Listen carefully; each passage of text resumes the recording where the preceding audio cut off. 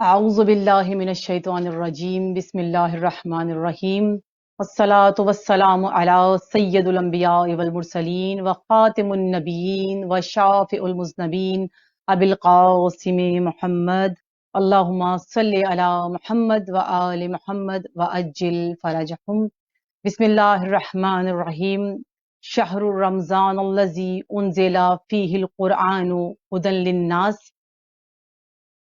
برکت کا مہینہ، رحمتوں کا مہینہ، نزول قرآن کا مہینہ، قربت قرآن کا مہینہ جس کی ابتدا ہو چکی ہے۔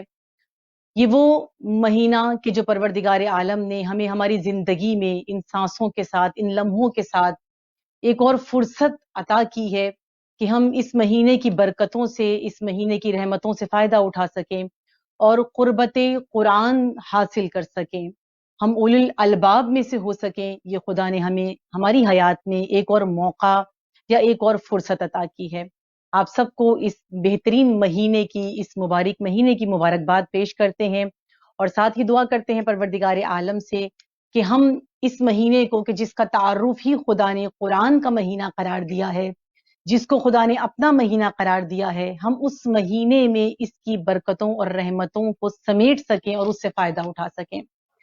ہمارے پروگرام کا یا اس درس کا جو عنوان ہے وہ آداب فہم قرآن ہے، اور آداب فہم قرآن سے پہلے ہمیں تھوڑا سا تعارف قرآن کا کرنا ہوگا یا تھوڑا سا معلوم ہونا چاہیے کہ قرآن کیا ہے، تھوڑی سی شناخت جو ہے وہ قرآن کی ہو جائے، تاکہ اس کے بعد ہم ان آداب سے متصل ہو سکیں کہ جو قرآن کے فہم کے لیے، قرآن کو سمجھنے کے لیے ضروری ہیں۔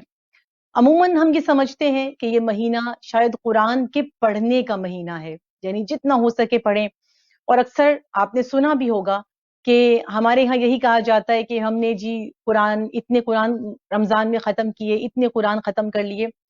اصل ہدف یا اصل مقصد قرآن کا ختم نہیں ہے۔ کیوں ہم صرف یہی کر رہے ہوتے ہیں اور اسی میں وقت صرف کر رہے ہوتے ہیں؟ ہم فہم تک اس قرآن کو لے کر نہیں جاتے، نزول تک اس قرآن کو لے کر نہیں جاتے، قلوب اس کے ذریعے سے پاک نہیں ہوتے۔ کیوں وہ قرآن منشور نہیں بنتا؟ کیوں وہ دلوں میں نہیں اترتا؟ کیونکہ ہم نے اس کو صرف زبان کی حد تک رکھا ہے۔ ہم یہ سمجھتے ہیں کہ قرآن کو فقط پڑھ لینا کافی ہے، فقط حافظے میں رکھ لینا کافی ہے، فقط تلاوت کر لینا کافی ہے، جبکہ حقیقت قرآن سے ہم واقف نہیں ہیں، یعنی فہم قرآن ہی نہیں ہے ہمیں، اور اس کے آداب ہیں، اس کو سمجھنے کے، اس کی فہم کے کچھ آداب ہیں، اور ان آداب کے ساتھ ان کو سمجھنا، کیونکہ آداب وہ چیز ہیں جو ہر چیز کو آسان کر دیتے ہیں۔ ہر علم کے یا ہر چیز، جو بھی عمل آپ دنیا میں انجام دیتے ہیں، جب وہ ادب کے ساتھ انجام پاتا ہے تو وہ مزین ہو جاتا ہے، مزید خوبصورت ہو جاتا ہے۔ جیسے نماز ہے، عام روٹین میں بھی پڑھی جاتی ہے، آپ جس طرح مرضی پڑھ لیں، لیکن وہ نماز جو آپ ادب کے ساتھ پڑھیں، مکمل آداب جو نماز کے ہیں، جب آپ وہ بجا لائیں گے تو اس نماز کا مزہ ہی کچھ اور ہے، اس نماز کی تاثیر، اس نماز کا اثر کچھ اور ہوتا ہے۔ اسی طریقے سے قرآن کے بھی، فہم قرآن کے بھی کچھ آداب ہیں جن کو سمجھنا، جن کو سیکھنا ہمارے لیے بہت ضروری ہے، تاکہ ہمارے دلوں میں، ہمارے قلوب میں جو ہے وہ قرآن پاک اتر سکے۔ پروردگار عالم نے قرآن پاک کا جو تعارف کرایا ہے وہ رمضان المبارک کے مہینے میں ہی کرایا ہے، جو اہم تعارف ہے قرآن کا۔ اور قرآن میں جو قرآن کا یہ مہینہ ہے، یعنی اسی لیے رمضان کو قرآن کا مہینہ بھی کہتے ہیں، خدا کا مہینہ بھی کہا جاتا ہے، اس سے تعارف خدا قرآن کا کرا رہا ہے۔ اصل میں رمضان کی حقیقت جو کھلتی ہے، اس مبارک مہینے کی مبارک برکتیں جو رحمتیں نازل ہوتی ہیں وہ قرآن کے ذریعے سے ہوتی ہیں، جس سے ہم واقف نہیں ہیں یا ہونا نہیں چاہتے ہیں، جبکہ بہت بہترین فرصت خدا ہمیں یہ عطا کر رہا ہے۔ سورہ بقرہ میں پروردگار عالم آیت نمبر 185 میں ارشاد فرما رہا ہے کہ ماہ رمضان وہ مہینہ ہے جس میں قرآن نازل کیا گیا ہے، اور جو لوگوں کے لیے ہدایت ہے، جو ہم نے سرنامے میں بھی بیان کی آپ کے سامنے یہ آیت، کہ خدا نے رمضان کے مہینے میں قرآن کو نازل کیا ہے، اور یہ قرآن کیا ہے؟ ہدایت ہے، للناس، لوگوں کے لیے، ناس کے لیے، لوگوں کے لیے۔ وہ ایک مخصوص طبقہ نہیں خدا نے کہا کہ ان کے لیے، بلکہ کہا کہ سب کے لیے، کل انسانوں کے لیے، سب کے لیے ہدایت ہے، کیونکہ خدا نے اس کا تعارف کرایا ہے قرآن پاک میں۔ قرآن میں ہی قرآن کا بھی تعارف کرایا، اس مہینے کا بھی تعارف کرایا، اور اس مہینے کی شناخت خدا نے قرآن کے ذریعے سے کی ہے، یعنی رمضان کی شناخت بھی قرآن کے ذریعے سے کی ہے۔ معصومین کے مطابق یہ مہینہ جو شہر اللہ کہلاتا ہے، یعنی اللہ کا مہینہ کہلاتا ہے، جو ربیع القلوب مومنین کہلاتا ہے۔ اس کے علاوہ بہت سے نام ہیں اس مہینے کے، جن میں سے ایک سید الشہور بھی ہے، یعنی مہینوں کا سردار۔ یہ رمضان جو آپ کو ملا ہے، اس زندگی میں فرصت نصیب ہوئی ہے، یہ تمام جتنے بھی مہینے ہیں ان سب کا سید و سردار ہے، سردار مہینہ کہلاتا ہے یہ۔ اور قرآن جو یعنی کہ جو نازل ہوا ہے، قرآن کے نازل ہونے کا، نزول قرآن کا مہینہ بھی یہ ہے، نہ فقط ایک مرتبہ نزول۔ یہ مہینہ نزول قرآن کا اس لیے کہلاتا ہے کہ رسول اکرم کے قلب پر قرآن جو نازل ہوا تھا وہ مطلب اب کمپلیٹ ہوا تھا، مکمل ہوا تھا۔ تو ہم یہ سمجھتے ہیں کہ بس ایک مرتبہ ہو گیا، اس کا نزول جو ہو چکا ہے بس وہی نزول ہے۔ نہ، ہر مومن پر کے قلوب پر اترنے کا، ہر مومن کے قلب پر نازل ہونے کا جو ابتدا ہے، جو مہینہ ہے، وہ رمضان ہے، جہاں سے اس قرآن نے مومنین کے قلوب پر اترنا ہے یا قلوب پر نازل ہونا ہے۔ یہ قرآن کے قلوب کا مہینہ، اور اس کے علاوہ ہم یہ کہہ سکتے ہیں کہ قرآن یعنی کہ کیسے نزول ہے، یعنی ہم یہ کہہ سکتے ہیں کہ جیسے لوح محفوظ پر جو قرآن تھا، لوح محفوظ سے قلب رسول اکرم صلی اللہ علیہ وآلہ وسلم پر اس کا نزول ہوا، یعنی یہ نازل ہوا ایک ذریعے کے ذریعے سے، ایک واسطے کے ذریعے سے رسول اکرم صلی اللہ علیہ وآلہ وسلم کے قلب مبارک پر، اور قلب رسول اکرم صلی اللہ علیہ وآلہ وسلم سے اب یہ مومنین کے قلوب پر نازل ہونا باقی ہے۔ یعنی رسول پر تو یہ نازل ہو چکا ہے، لیکن قلوب مومنین پر اس کا نازل ہونا باقی ہے، جو کہ وقتاً فوقتاً اگر انسان اپنے قلب کو آمادہ کر لے تو اس کے ساتھ وہ انسان اس حد تک یا اس مرحلے تک پہنچ سکتا ہے۔ کیونکہ قرآن کا جو اصل ہدف ہے وہ ہدایت بشر ہے، یعنی انسانوں کی ہدایت اصل ہدف قرآن ہے۔ جیسے رمضان کی تعریف قرآن کے ذریعے سے ہوئی ہے، ایسے ہی قرآن کی تعریف بھی ہدایت کے ذریعے سے کی گئی ہے، کہ قرآن اصل میں ہدایت کی کتاب ہے، ہدی للناس ہے، لوگوں کے لیے ہدایت کی کتاب ہے قرآن۔ اور قرآن نے اپنا بھی تعارف بہت خوبصورت کرایا ہے، ذالک الکتاب لا ریب فیہ ھدی للمتقین، کہ یہ متقین کے لیے بھی ہدایت ہے، یعنی یہ کتاب جس میں کوئی شک نہیں ہے، کوئی شبہ نہیں ہے، کوئی شک و شبہ کی گنجائش نہیں ہے، لیکن کس کے لیے ہدایت ہے؟ متقین کے لیے قرآن پاک ہدایت ہے، یہ صاحبان تقوی کے لیے ہدایت ہے، مجسم ہدایت ہے۔ اصل نقطہ، کیونکہ رمضان کا مہینہ ہے، برکتوں اور رحمتوں کا مہینہ ہے، اور ہدایت پانے کا مہینہ ہے، اس میں سب سے بہترین چیز یہ ہوتی ہے کہ ہم جب روزہ رکھتے ہیں تو وہ ہمارا قلب جو ہے وہ بہت آمادہ ہوا ہوتا ہے، یعنی یہ اتنا برکتوں اور رحمتوں کا مہینہ ہے کہ اس میں ہمارے دل، ہمارے قلوب نرم ہو چکے ہوتے ہیں، اور جو دل نرم ہو جاتا ہے، جو دل خاشع ہو جاتا ہے، جو دل مطلب سخت دل کی نسبت اگر دیکھا جائے، نرم دل جو ہے اس پر بات جلدی اتر جاتی ہے، بات جلدی اثر کرتی ہے اس دل کے اوپر۔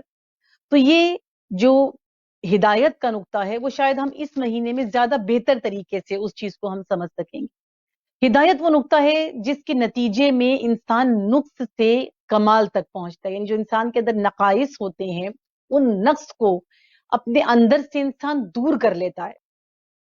یعنی اس کو اگر میں آسان طریقے سے آپ کے سامنے بیان کروں تو اس طرح ہے کہ جیسے ایک انسان جو گناہ گار ہے، ایک انسان جو ایسے اعمال اپنے انجام دے رہا ہے کہ اپنی یعنی کہ اس کو لذت گناہ زیادہ ہے اس کے اندر، اور وہ ان کو انجام دیتا ہے، نقائص سے پر ہوا ہوا ہے وہ انسان، لیکن کیا ہوتا ہے کہ اس کو ہدایت ملتی ہے خدا کی جانب سے۔ جب اس کو ہدایت ملتی ہے، ہدایت کیا ہے؟ ہدایت کا ملنا کیا ہے؟ یعنی اب وہ اپنے آپ کو نقائص سے پاک کر کر کمال کی طرف لے کے جانا شروع ہو جاتا ہے، یہ ہدایت ہے۔ یعنی نقائص کو ختم کر کے، نقص سے خود کو پاک کر کے عروج کی طرف، کمال کی طرف، تکمیل کی طرف، اپنے آپ کو کامل کرنے کی طرف لے کے جانا، یہ ہدایت ہوتی ہے۔ کہتے ہیں نا اکثر کہ فلاں کو ہدایت مل گئی ہے، یہ تو خدا جب چاہے جس کو ہدایت دے دے، تو اس کا معنی یہی ہے خدا جس کو جب چاہے ہدایت دے دے، یعنی جب وہ چاہے اپنے نقائص سے پاک ہو کر کمال کی طرف کا سفر شروع کر دے، کمال کی طرف جانا شروع کر دے. کیونکہ یہ کتاب ہدایت اور خدا قرآن پاک میں ارشاد فرما رہا ہے کہ قسم ہے عصر کی، والعصر ان الانسان لفی خسر، قسم ہے عصر کی کہ بے شک انسان گھاٹے میں ہے، بے شک انسان خسارے میں ہے. تو قرآن تو کہہ رہا ہے کہ انسان خسارے میں، انسان گھاٹے میں ہے، لیکن انسان اس خسارے سے، اس گھاٹے سے، اس نقص سے، اس ناکامی سے یہ انسان باہر کیسے آئے؟ اس سے نکل کیسے سکتا ہے؟ اس سے باہر کیسے آ سکتا ہے؟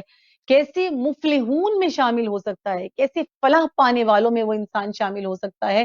تو فلاح پانے والوں میں انسان اس صورت میں شامل ہو سکتا ہے کہ جب وہ قرآن کے ذریعے سے ہدایت کو پالے، قرآن کے ذریعے سے ہدایت کو وہ انسان حاصل کر لے. یعنی انسان اسفل السافلین میں سے اور خسران مبین میں سے نکل کر جب انسان جو ہے وہ پستی میں سے اور خسارے سے نکل کر جب انسان کمال کی منزلوں تک پہنچتا ہے، کمال کو چھونے لگتا ہے، تو اس وقت کیا ہوتا ہے کہ وہ انسان خسارے سے باہر آ رہا ہوتا ہے. اور کس کے ذریعے سے ہوتا ہے یہ؟ کہاں سے نکلتا ہے یہ؟ قرآن کے ذریعے سے. قرآن سے ہدایت پا کر کمال کی طرف انسان جا رہا ہوتا ہے. انسان ان سب چیزوں سے نکل کر اصل میں جاتا کہاں ہے؟ یہ کمال کیا ہے؟ یہ مقصد حیات تک پہنچنا، یہ ہدایت انسان ہے. یعنی انسان جب کمال پر جا رہا ہوتا ہے، یعنی اس کو پتا چل جاتا ہے میری حیات کا، میری زندگی کا مقصد کیا ہے. ہم جو یہ بھٹکے ہوئے ہیں، ہم جو بپھرے ہوئے ہیں، یا ہم جو بے راہ روی کا شکار ہیں، ہم جو عجیب و غریب کنڈیشن میں، بہت عجیب حالت میں، اگر ہم اپنی حالات دیکھیں اپنے، تو ہم جس طرح سے معاشرہ، جس طرف معاشرے کا رخ ہے ہم بھی چل رہے ہیں، جس طرف زمانہ جا رہا ہے ہم بھی جا رہے ہیں، جس طرف جو ہمیں جہاں لے کر جا رہا ہے ہم اس ٹرین میں سوار ہو کر جو ہمارا رخ جہاں موڑ دیتا ہے ہم وہاں پر چلے جاتے ہیں. اگر ہم اپنی زندگیوں کا موازنہ کریں ایک مرتبہ خصوصیت سے اس مہینے میں، تو آپ پائیں گے اپنے آپ کو کہ آپ کو یہی نہیں معلوم ہوگا کہ مجھے پیدا کیوں کیا ہے، میرا ہدف زندگی کیا ہے، میرا مقصد حیات کیا ہے، میرا مقصد زندگی کیا ہے. گویا کہ ہم افضل السافلین میں سے ہیں. ہم خسارہ کھانے، ہم گھاٹے میں ہیں. ہمیں تو اپنا مقصد حیات ہی نہیں معلوم، ہمیں تو اپنے جینے کا مقصد ہی نہیں معلوم. ہمیں انسان بنا کر کیوں بھیجا گیا، ہماری تکمیل کس سے ہے، ہم کامل کیسے ہو جائیں گے، ہمیں نہیں معلوم. ہم نے جو کچھ ہمیں خدا نے ہدایت عطا کی ہے وہ ہم نے رٹے سسٹم میں رکھی ہوئی ہے، صرف زبانی کلامی ہمارے پاس سب کچھ موجود ہے. قرآن انسان کا نقطۂ عروج ہے. انسان، ہم لوگ سمجھے نہیں قرآن کو، نقطۂ عروج ہے قرآن. اگر میں سادہ لفظوں میں یہ کہہ لوں کہ انسان کی ہدایت کا جو اصل حقیقی منشور ہے وہ قرآن ہے. ہم نے کس لیے رکھا ہوا ہے؟ اونچے اونچے طاقوں پہ رکھا ہوا ہے، بلند جگہ پہ رکھا ہوا ہے کہ کسی کی رسائی نہ ہو، کسی کا ہاتھ بھی نہ وہاں جائے. بس کچھ دنوں بعد اس کو اٹھاتے ہیں، اس پر سے مٹی جھاڑتے ہیں اور اس کو پھر رکھ دیتے ہیں. زیادہ سے زیادہ کسی کے مرنے پر یا رمضان المبارک میں وہ کھل جاتا ہے. اور اگر کوئی روز بھی پڑھتا ہے تو فقط زبانی کلامی پڑھا جاتا ہے. منشور کے طور پر قرآن کو زندگی کا حصہ نہیں بنایا گیا. اپنی حیات کا منشور حیات کا مطلب کیا ہوتا ہے؟ یعنی انسان کی زندگی منشور، یعنی جس کے تحت انسان کی حیات گزرتی ہے، جس کے تحت انسان کی زندگی گزرتی ہے، جس کے مطابق انسان اپنی زندگی کو ڈھال رہا ہوتا ہے. اپنی زندگی میں وہ تمام اصول، وہ تمام ضوابط، وہ تمام چیزیں اس کے اندر انسان شامل کر لیتا ہے. یعنی اس کی اگر میں عام مثال دوں، یہ نہ ہو کہ یہ درس ہم عام درسوں کی طرح مشکل لگنا شروع ہو جائے. میں بالکل آسان لفظوں میں سمجھانے کی کوشش کروں گی کہ قرآن کو سمجھنے کا مہینہ ہے ہم سب کے لیے. منشور یعنی ہم اکثر دیکھتے ہیں حزبوں کے تحریکیں بنتی ہیں، حزبیں بنتی ہیں، یا جو ملک ہوتا ہے ہمارے جس میں ہم زندگی بسر کر رہے ہوتے ہیں اور ممالک ہوتے ہیں، ان کے اپنے اپنے منشور ہوتے ہیں. ان منشور کے حساب سے انہوں نے اپنا سسٹم کو بنانا ہوتا ہے. اب وہ منشور میں جو کچھ لکھا ہوتا ہے اس منشور کے تحت انہوں نے اس منشور کی حفاظت بھی کرنی ہوتی ہے. اس منشور کے تحت جتنے خطرات آپ پر آتے ہیں آپ نے ان سے اپنی حفاظت کرنی ہوتی ہے. اس منشور کے تحت آپ نے اپنی جو املاک ہے اس کی حفاظت کرنی ہوتی ہے. اس منشور کے تحت آپ نے اپنے جو باقی آپ کے ارد گرد آپ کے ساتھ کام کر رہے ہوتے ہیں اس پر عمل پیرا ہو کر آپ نے تمام کام انجام دینے ہوتے ہیں. یعنی کوئی بھی ملک جب چلتا ہے تو اس کا منشور یعنی آئین جو ہوتا ہے اس آئین کے تحت اس کی زندگی گزرتی ہے. کوئی بھی حکومت بنے، کوئی بھی تحریک بنے، کوئی بھی تنظیم بنے تو ان کا ایک منشور ہوتا ہے جس کے تحت وہ ٹوٹل چلتے ہیں. اس منشور کے تحت ان اصول، ان ضوابط اور ان قواعد کے مطابق وہ اپنی تنظیم، تحریک یا اپنا ملک لے کے چلتے ہیں. وہ منشور ہوتا ہے، وہ آئین ہوتا ہے. یہ چیز قرآن ہے ہمارے لیے. قرآن خدا نے جو کتاب ہدایت بنایا ہے یہ منشور حیات انسانی ہے، ہماری آپ کی زندگی کے لیے منشور ہے. ہم نے کیا سمجھا؟ ہم نے کتاب مقدس سمجھا. ایک کتاب ہے، ایک مقدس کتاب ہے اور بس، اس سے زیادہ ہمارے لیے کچھ نہیں ہے. نا، فقط مقدس کتاب نہیں ہے، منشور حیات ہے. قرآن آپ یہ دیکھیے کہ قرآن موجود ہے اور رسول اکرم صلی اللہ علیہ وآلہ وسلم، یہ روایتوں میں موجود ہے کہ رسول اکرم، قرآن میں، کہ رسول اکرم شکوہ کریں گے بروز محشر قرآن کی مہجوریت کا. رسول اکرم شکوہ کریں گے. یعنی بہت سی آپ کو روایتیں بھی ایسی ملیں گی کہ جس میں رسول اکرم صلی اللہ علیہ وآلہ وسلم کے اس ہم جیسی امت کے بارے میں شکوے ہیں. یا رسول اکرم کا بیان فرمایا ہے کہ رسول اکرم شکوہ کریں گے قرآن کی مہجوریت کا. رسول فرمائیں گے کہ اے پروردگار، میری قوم نے اس قرآن کو نظر انداز کر دیا، یعنی میری امت نے اس قرآن کو متروک کر دیا ہے. متروک ہو گیا ہے قرآن ان لوگوں کی نظر میں. متروک یعنی نظر انداز کر دیا انہوں نے قرآن کو. موجود ہے، پڑھ رہے ہیں، لیکن نظر انداز کر دیا، مہجور کر دیا، متروک کر دیا قرآن کو. ہم لیکن یہ اس کا معنی یہ نہیں ہے کہ اسے پڑھا نہیں گیا ہے، بلکہ اس کو منشور کی حیثیت نہیں دی گئی، اس کو آئین زندگی نہیں بنایا گیا، اس کو آئین حیات نہیں بنایا گیا. اس کے برعکس اگر آپ دیکھیں، ویسے دنیا میں سب سے زیادہ بکنے والی کتاب قرآن ہے، سب سے زیادہ شائع ہونے والی کتاب قرآن ہے، سب سے زیادہ تباہ ہونے یعنی کہ جو طباعت ہوتی ہے ان کی، وہ سب سے زیادہ جو کتاب ہے وہ قرآن پاک ہے. اس کے علاوہ یعنی کہ وہی جو میں بیان کر رہی ہوں کہ چھپنے والی، سب سے زیادہ چھپنے والی جو کتاب ہے وہ قرآن پاک ہے. یعنی اس لحاظ سے اگر، اور سب سے زیادہ پڑھی جانے والی بھی غالباً شاید کتاب جو ہے وہ قرآن پاک ہی ہوگی. تو یہ اتنا کچھ ہونے کے باوجود، اتنے نسخے اس کے ہونے کے باوجود، اتنی زیادہ طباعت ہونے کے باوجود، اس کے اتنا زیادہ بکنے کے باوجود، اتنی خرید و فروخت قرآن کی ہونے کے باوجود مہجور ہے کتاب. رسول اللہ صلی اللہ علیہ وآلہ وسلم بروز محشر شکوہ کریں گے اس کی مہجوریت کا. کیوں؟ کیونکہ وہ اس لیے کریں گے شکوہ کہ یہ بکنے کے لیے، کہ یہ صرف رٹے لگانے کے لیے یا حفظ کرنے کے لیے نہیں کی تھی. قرآن تدبر کے لیے ہے، قرآن غور و فکر کے لیے ہے، قرآن اپنی فہم تک اس کو پہنچانے کے لیے ہے. قرآن عملی منشور بنایا گیا تھا ہمارے لیے. لیکن کیا ہوا کہ اس کی مہجوریت ختم نہیں ہو رہی. کیسے مہجوریت ختم ہو؟ جب تک ہم قرآن کو اپنا عملی منشور، عملی دستور نہ لیں، قرآن کی مہجوریت ختم نہیں ہو سکتی. ہم تبرک کے طور پر، برکت کے طور پر قرآن کو استعمال کرتے ہیں. ہمارے لیے جب بچی رخصت ہوتی ہے اس کے سر پہ رکھتے ہیں ہم قرآن، یعنی برکت ہے ہمارے لیے، بس گھروں میں رکھا ہے کیونکہ برکت ہے. تلاوت کرتے ہیں کیونکہ برکت ہے. حفظ کرتے ہیں کیونکہ اس کا اجر ہے، اس کا برکتیں، اجر، ثواب ہم یہ تو سمیٹ رہے ہیں، لیکن اپنی زندگی میں اس کو شامل نہیں کر رہے، اپنی زندگی کا اس کو حصہ نہیں بنا رہے. سب سے اہم ترین اور سب سے بڑا سبب قرآن کی شناخت کا نہ ہونا ہے. یہ جو مہجوریت کا سبب ہے وہ قرآن کی شناخت کا نہ ہونا ہے. قرآن کے بارے میں ہمیں معلوم ہی نہیں ہے، ہمیں علم ہی نہیں ہے اس سے متعلق، ہم اس کو سمجھ نہیں پائے. ہم ابھی تک یہی نہیں پتا چل پایا ہمیں کہ یہ کتاب الہی جو کتاب آخر بھی ہے اور اپنے آخری رسول پر خدا نے نازل کی ہے، اس کا ہدف، اس کا مقصد کیا تھا. ہم قرآن کو نہیں سمجھے سوائے ایک مقدس کتاب کے، جبکہ آسان، یہ قرآن وہ ہے کہ جو بہت آسان زبان میں، خدا فرما رہا ہے کہ بہت آسان معنی میں خدا نے بھیجی ہے. اور سب سے بڑھ کر کے خدا نے 7 رسول کو بھیجا، اس کے بعد آئمہ کو پروردگار عالم نے منسوب کیا. یعنی یہ ہستیاں ہمیں عطا کی تاکہ ہمیں یہ ہدایت دے سکیں، تاکہ ہمیں یہ سمجھا سکیں، یہ قرآن آسان و فہم طریقے سے سمجھا سکیں، تاکہ وہ ہماری دسترس میں آ جائے، تاکہ ہمیں سمجھ میں آ جائے، ہماری رسائی اس تک ہو جائے، ہم اسے سمجھ سکیں. رسائی میں آ جانا، شناخت قرآن یہی ہے، یعنی کسی چیز کا رسائی میں آ جانا، کسی چیز پر کمند کا ڈل جانا. آپ کے اختیار میں وہ چیز آ گئی، آپ کی رسائی میں وہ چیز آ گئی، آپ اس چیز کو سمجھ جائیں. اس چیز وہ آپ کی عقل میں آ جائے، آپ کی فہم میں آ جائے، آپ کی دسترس میں آ جائے، گویا کہ آپ کو سمجھ میں آ گیا ہے قرآن. یعنی انسان کی عملی رسائی حقیقت قرآن ہے.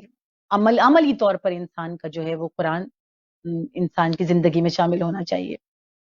اور دوسری جانب جب قرآن خود اپنا تعارف کراتا ہے تو وہ کیا قرآن کس طرح تعارف کراتا ہے اپنا؟ سورہ واقعہ کی آیت نمبر 78 میں پروردگار عالم قرآن پاک میں ارشاد فرما رہا ہے قرآن ہی کے بارے میں کہ یہ بڑا محترم قرآن ہے. خدا ارشاد فرما رہا ہے یہ بڑا محترم قرآن ہے جسے ایک پوشیدہ کتاب میں رکھا گیا ہے. اسے ایک پوشیدہ کتاب میں رکھا گیا ہے یعنی کتاب مکنون ہے. مکنون یعنی پردہ، جسے پردوں میں رکھا گیا ہے، جسے چھپا کے رکھا گیا ہے، جسے ڈھانپ کے رکھا گیا ہے. یعنی ایک طرف کیا ہے کہ ہادی بھیجے ہیں، قرآن ہدایت کی کتاب ہے، تمہاری دسترس میں رکھی ہے، تمہاری دسترس میں ہے. اور دوسری طرف قرآن کیا ارشاد فرما رہا ہے خود کہ قرآن کیا ہے؟ کتاب مکنون ہے، ایک پوشیدہ کتاب ہے، ایک چھپی ہوئی کتاب ہے.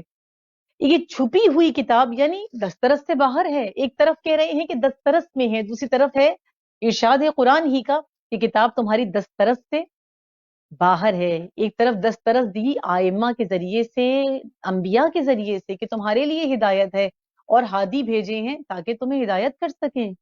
کتاب یہ انبیاء بھیجے، گروہ انبیاء بھیجے تاکہ آسان زبان میں تم کو خدا کی تعلیمات پہنچا سکیں، بتا سکیں.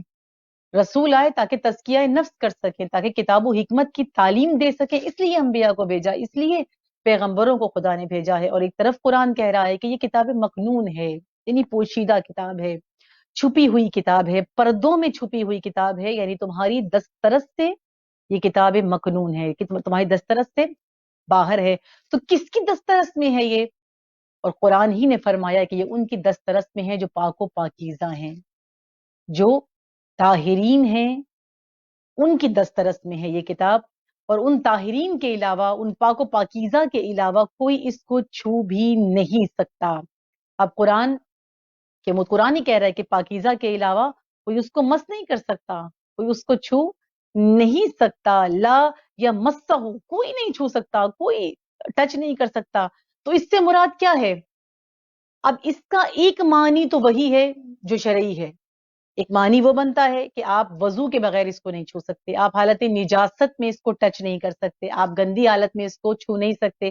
اس کو چھونے سے پہلے، اس کو مس کرنے سے پہلے وضو ضروری ہے، پاک ہونا ضروری ہے، پاکیزہ ہونا ضروری ہے. لیکن سورہ واقعہ کے مطابق کہ اس کو کوئی مس نہیں کر سکتا، کوئی دوسرا مس نہیں کر سکتا، یا کوئی نجس مس نہیں کر سکتا، پاکیزہ افراد کے علاوہ کوئی اس کو مس نہیں کر سکتا، جو سورہ واقعہ میں ہے. اگر اس کے مفہوم کو تھوڑا سا سمجھا جائے تو یہ قرآن جو محاورتاً بولا گیا ہے، یعنی چھو نہیں سکتا سے مراد فقط یہ نہیں لی جا سکتی کہ اس کو وضو کے ہی ساتھ چھونا ہے، بلکہ چھو نہیں سکتا سے ہم مراد یہ لے سکتے ہیں اس کی. یا اکثر علماء نے بھی جب اس کی تفاسیر کو بیان کیا ہے تو اس میں بیان کیا ہے کہ چھونے سے مراد یہ ایک مثال کے طور پر استعمال کیا گیا ہے، ضرب المثل کے طور پر استعمال کیا گیا. جیسے ہم کہتے ہیں نا یہ بات تو چھو کر بھی نہیں گزری، یعنی سمجھ میں ہی نہیں آئی، سر سے گزر گئی. جس طرح ہم بعض لوگ کہتے ہیں سر سے گزر گئی، بعض اوقات کہتے ہیں کہ یہ بات چھو کے بھی نہیں گزری، یعنی بالکل بھی سمجھ میں نہیں آئی، عقل تک نہیں پہنچی، فہم تک نہیں پہنچی.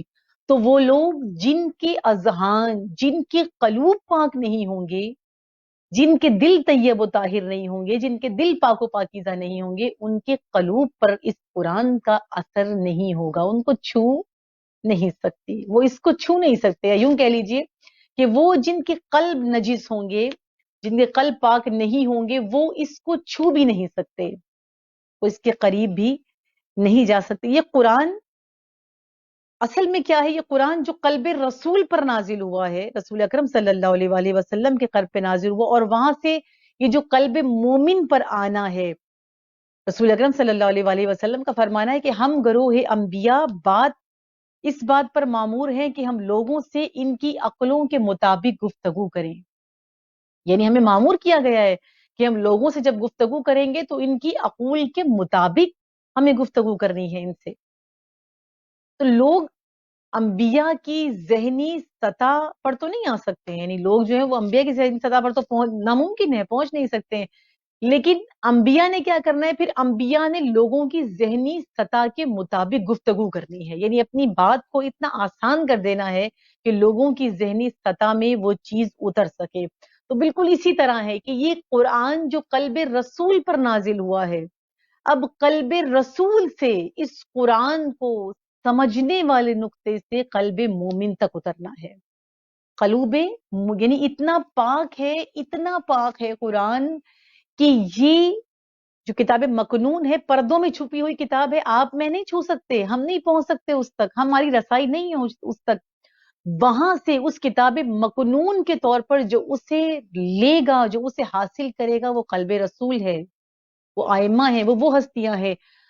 باقی مومنین نے کیا کرنا ہے؟ مومنین نے قلب رسول سے اس کتاب کو، اس ہدایت کو قلب رسول سے حاصل کرنا ہے، اس کے ذریعے سے مومنین کو ہدایت ہوگی، ان کے ذریعے سے مومنین تک قرآن کو پہنچے گا۔ اب ممکن ہے کہ بعض لوگوں کو پوری زندگی لگ جائے، پوری حیات لگ جائے اس قرآن کو سمجھنے میں، اور ممکن ہے کہ بعض لوگ تدریجاً تھوڑا تھوڑا کر کے کچھ عرصے میں ہی اس قرآن کو سمجھ جائیں، اس قرآن کو اپنے سینوں میں، اپنے دلوں میں اتار لیں۔ اسی لیے یہ سب کچھ کرنے کا مہینہ، قرآن کو دل میں اتارنے کا مہینہ، قرآن کے فہم کا مہینہ، قرآن کو سمجھنے کا مہینہ، اپنی حیات کا منشور بنانے کا جو مہینہ ہے وہ رمضان المبارک ہے۔ اس کی ابتدا جو کرنی ہے، اس کی ابتدا لیلۃ القدر سے کرنی ہے، یعنی اپنے دل میں کسی آیت کے نزول کی ابتدا لیلۃ القدر سے ہوتی ہے۔ اس نزول، یہ جو مہینہ ملا ہے اسی لیے ملا ہے، یہ فہم قرآن کا مہینہ ہے، قرآن سے قربت کا مہینہ ہے، قرآن سے نزدیکی کا مہینہ ہے، قرآن کو قلوب پہ نازل کرنے کا مہینہ ہے یہ قرآن فہمی کے لیے۔ اور کوئی بھی چیز، کچھ بھی ہو، آپ اپنی حیات میں اپنی عام مثالیں آپ اگر زندگی کی لے لیں، آپ کوئی بھی کام کرتے ہیں، جب تک آپ کا ذہن، آپ کا دل آمادہ نہ ہو، تب تک آپ اس کام میں، آپ کا دل کبھی بھی نہیں لگتا۔ آپ جو مرضی کر لیں، آپ کا بالکل دلچسپی نہیں ہوگی، آپ کا دل بالکل بھی نہیں لگے گا۔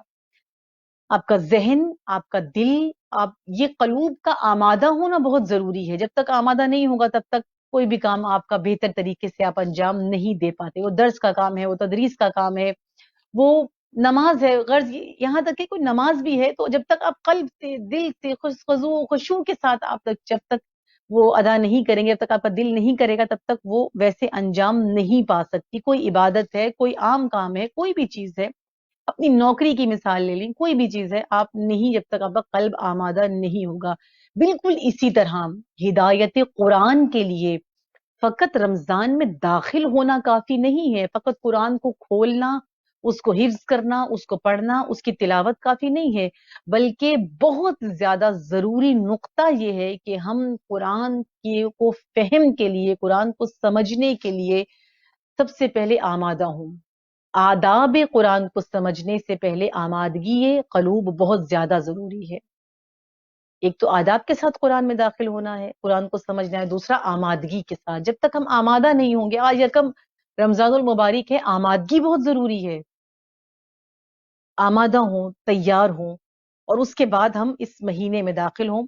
قرآن میں پروردگار عالم کا فرمانا ہے کہ بس خدا جس کو ہدایت دینا چاہتا ہے تو اس کے لیے، اس کے سینے کو اس کے لیے کھول دیتا ہے، کشادہ کر دیتا ہے، یعنی ہدایت کے لیے جب خدا ہدایت دینا چاہتا ہے، اور ہدایت کے معنی میں نے بیان کیے ہیں ابتدا میں، تو خدا جس کو ہدایت دینا چاہتا ہے، یعنی چاہتا ہے کہ وہ کمال تک پہنچے اپنے نقائص کو ختم کر کر، تو خدا کیا کرتا ہے؟ اس کے سینے کو کشادہ کر دیتا ہے، اس کے قلب کو، اس کے سینے کو کشادہ کرتا ہے، کھول دیتا ہے۔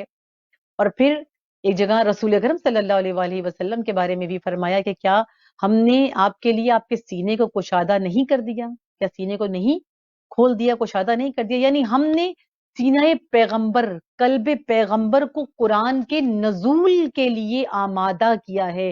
اے رسول، اب آپ بھی اپنے قلب کو آمادہ کر لیں، خدا نے آمادہ کر دیا، اے رسول اب آپ بھی آمادہ کریں۔ بالکل اسی طرح اب کیونکہ قرآن نے نزول کرنا ہے رسول کے قلب سے مومن کے قلب کے اوپر، تو مومن کے لیے بھی یہی اصول ہے، اصول قرآن ہے کہ مومن نے اپنے قلب کو آمادہ کرنا ہے. خدا نے تو سینہ کشادہ کر دیا، خدا نے تو فرصت دے دی، خدا نے سانس دے دی، خدا نے موقع دے دیا، خدا نے حیات دے دی، خدا نے کتاب دے دی، خدا نے ہادی عطا کر دیے.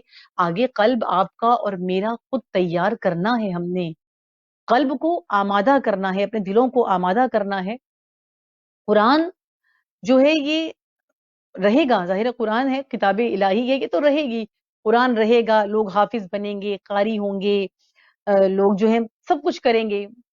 مطلب قرآن کے ساتھ ساتھ تو سب چلتا رہے گا، تلاوت بھی ہوتی رہے گی، قرات بھی ہوتی رہے گی، قاری بنتے رہیں گے، سب ہوتا رہے گا. لیکن قرآن ہدایت منشور کب بنے گا؟ منشور حیات یہ سب آپ اگر کرتے رہے لیکن اس کو منشور نہ بنایا، ہدایت کا منشور نہ، حیات کا منشور نہ بنایا، ہدایت کی کتاب سمجھ کر اس کو اپنی زندگی میں نہ اتارا، تو پھر وہ کتاب متروک رہے گی، وہ مہجور رہے گی. رسول کا شکوہ اپنی جگہ قائم رہے گا. اگر ہم نے اس کتاب کو صحیح طریقے سے فہم نہ کیا، اس کتاب کو صحیح طریقے سے نہ سمجھا، اور نہ اسی طرح عام طریقے سے بلکہ فہم کے ساتھ